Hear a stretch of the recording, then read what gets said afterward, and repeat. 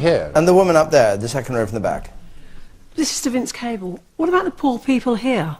What about the disenfranchised here? What about spending some money here? Well, we are, and we should. No, you're not. We are, and we should. No, you're not spending money here. You're giving billions away in foreign aid. You're not spending money here. You want to wake up and smell the coffee. There's lots of poor people here. Well, absolutely, and absolutely right. One of the first things this government did when we came in was to protect the basic state pension. It had been abandoned for many years, and we've now linked it to earnings. That is the most vulnerable section of the community, the elderly. Their pensions are now protected. That was our top priority. The fact that we look after them does not mean to say we should walk away from hundreds of millions of people overseas who are far poorer than anyone in this country As is ever Nigel likely Farage pointed out, they've got a space programme. How much are they spending on that? Well, not large sums in relation to you must be spending millions on a of the space country. programme, and you're still giving them money. You're disingenuous and pretentious. No, I'm no, sorry. not at all. Yvette Cooper. I was just about to come to Vince's defence on this, because I think that I think it is a problem that people who are on low income in this country are being hit by the VAT increase. So I think that is a serious problem. But I do also think that £1 billion redirected would answer the lady's problems. Well, I think the government is right to keep what are limited commitments, in fact, on overseas aid. Why? Because I think the overseas aid, it is still less than a percentage of GDP, even with if all of the targets are met.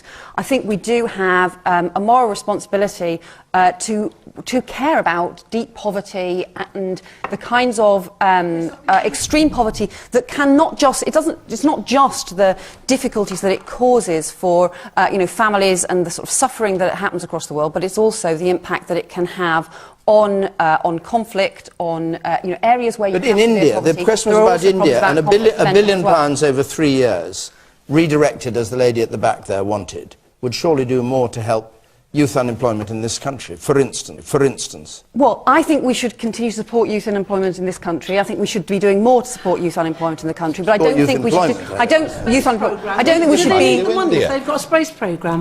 What I don't think we should do is to cut money from the very poorest people in the world in order to do so.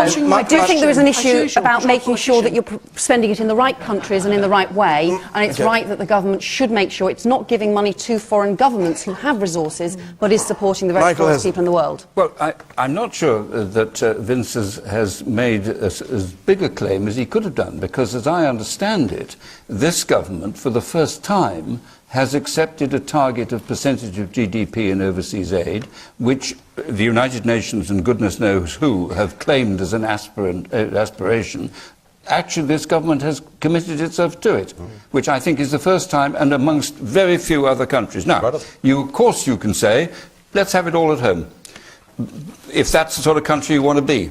But we have always taken a view that there is an aid crisis across many parts of the world, as Yvette has said. I know India quite well. The standards of living of large numbers, hundreds of millions of Indians, is indescribably awful.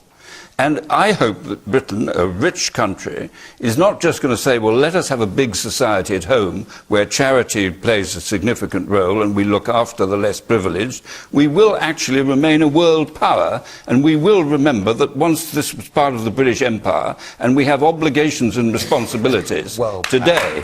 Okay.